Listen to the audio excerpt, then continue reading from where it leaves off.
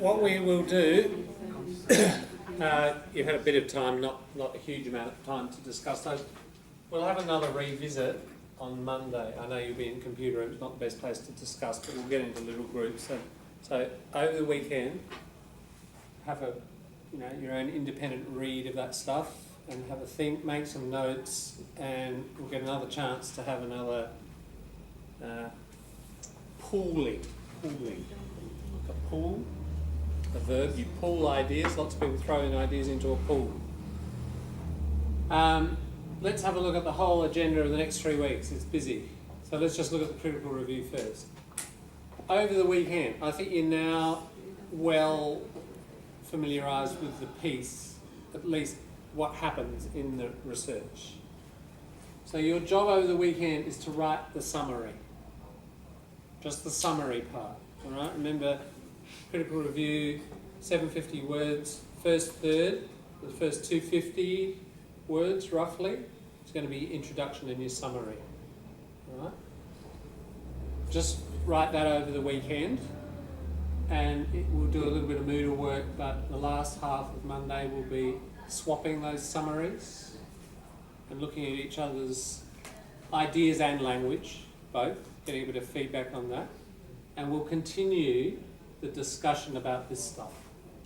Right? Probably the last hour or so will involve that. That'll get you ready for Tuesday and Wednesday. There'll be an hour at least in each lesson for just in-class writing of the next bit, the next 2/3, the evaluation. Right? So the notes you've got today, the notes you'll get over the weekend of thinking about it, and the notes you'll get from other people. We will have 2 sessions where you just write. You write your first draft. Okay, Wednesday night, Thursday, you've got to type it up. We could have why don't we have a swap here? Bring in your piece. CR, critical review, swap, the whole thing, the night before.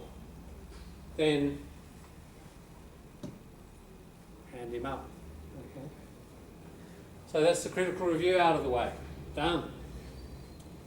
Oral presentations start the next week, so you know where you are on that, those 2 weeks there. So just be ready to present and be here, make sure you're here in the morning early. If you're presenting, I'd like to do presentations at the beginning of the lesson, and then we know how long they've taken, and then I know how much time I've got to play with for all the other stuff we have to do. All right? So your responsibility is to be here on time on that day. If you're not there, it's like, are you coming, are you not? All my planning sort of gets thrown out. So, I mean, everyone's meant to be here on time anyway, but especially for those presenters. Okay, so at the same time, the essay is happening, and that's when it's due. And let's look what we're doing. We'll do a swap in the computer room, the last part of the computer room. Remember our 3 swaps, they just fit in neatly to a Monday, Wednesday, Friday kind of pattern. We'll do the usual thing of swapping for ideas and structure. Looking at language, focus on referencing. Now referencing, we're going to raise the bar. Okay, the first time round, it was the first time round for lots of people. And you got feedback on your referencing, and some people needed to restructure quite a lot. Okay, the bar gets raised because, at uni or TAFE, lecturers are going to be, they usually are, really tough on referencing. So that basically you get everybody sorted out, and then we just don't have to discuss that stuff very much again. You get on with, talking about how to write and think and so on, the content. So in this course, we need to, really by the end, you need to be pretty polished with your referencing. And it doesn't happen the first time, sure.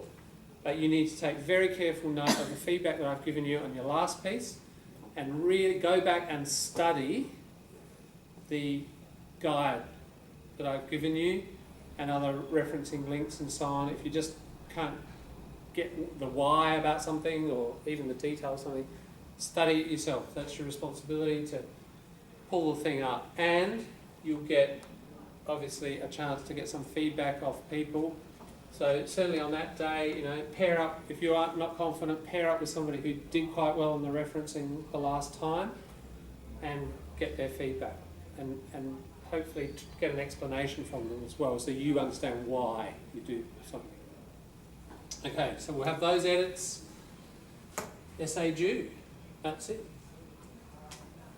And you can see there's a lot to do, there's a lot for me to mark. In the midst of all this, we've got assessments happening. I have a tsunami of assessments. I do not, absolutely not, want to be chasing people a day later or anything like that. These are absolute dates. All right? Don't, you know, things are busy enough for you and for me. Your time management is your issue. The buck stops there. And if it's not in, it's not in. If you don't get it in, you won't pass that module. If you don't pass that module, you can't get the diploma. That's how the system works. It's not a percentage thing. If you fail a module, you can't actually get the whole certificate. So what about if you pass the module, like the assessment, but you didn't pass the level? We've talked about that in the sense of, you know, 6 months later you come back and I'll retest you on your listening or your writing or whatever. So you'll get your diploma in 6 months? That's right, if you pass then, yeah. That's so. If you get all the modules, and most people do, and most people get the level, but if you don't, there's one or two things missing, you have that opportunity, as I've described before. What would you get if you complete all the modules? Would you get like a transcript or like something saying that you completed the modules? Yeah, look, you can, at any stage, you can go to the front office and get a printout of the modules that you've completed. I don't print that out, but you can get that from the office. It won't say that you've completed the diploma, but it will show the modules that you've completed. Yeah. Any student at any time, even when you finish the course, you can go there and get that transcript. But it won't say that you've finished the diploma. When you have finished all the modules plus the level, I will give you a form, which is an application for parchment form. You fill that out. It's only those who fill that out that get the parchment. And there's a delay, of course, like as usual. There's a 2 to 3 month delay in most unis or TAFEs or whatever to receive it. Yeah. Okay, so in amongst all of that, of course, there are assessments here and there. All right, are we clear on that? Yes. When is the test date? The test dates are already happening. As you know, you've done your writing test. Congratulations, you passed. Right? So there are 3 writing, there are 3 listening, there are 3 reading. Okay? And all you have to do is pass one of those, or, you know, it's your best score. Good to take a photo of that. That's, you know, or get the dates really clear and work to those dates fairly, or very accurately, please, so that it'll save you stress and me if we're all clear.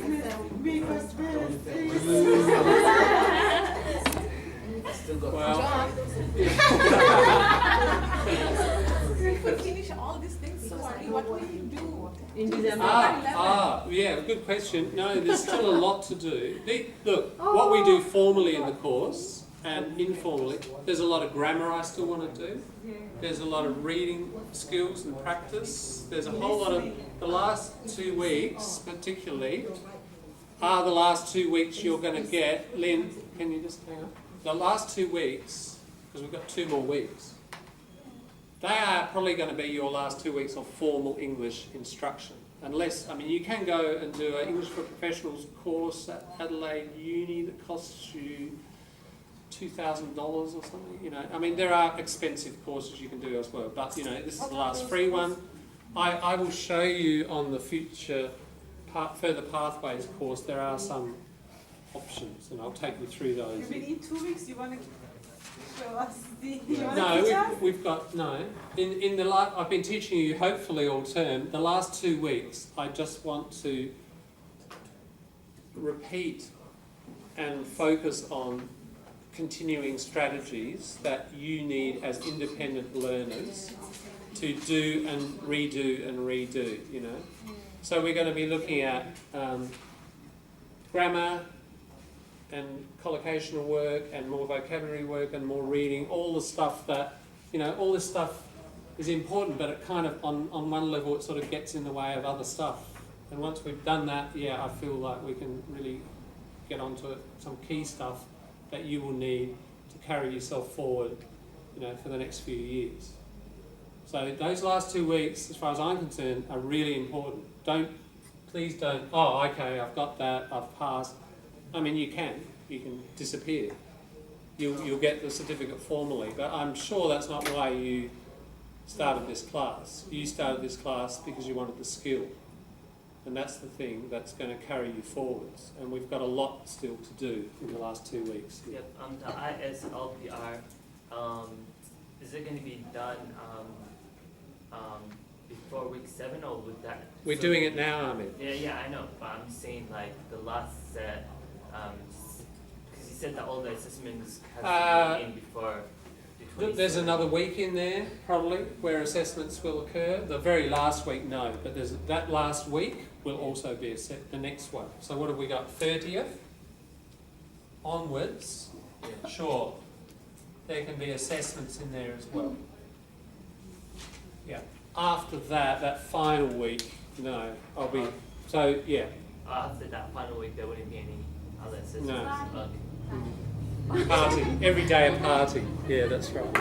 No, even that very last week, I'll be working right up to our very last day with stuff that I think you need to know. So please come along. It's not, as far as I'm concerned, it's no different During this. than this. We work right to the end. But the other assessment for listening, reading, you know, Yeah. they They will be finished by the end of that last week. So the very last week will be assessment free. We don't have any assessment in 2 weeks. In 2 weeks' time.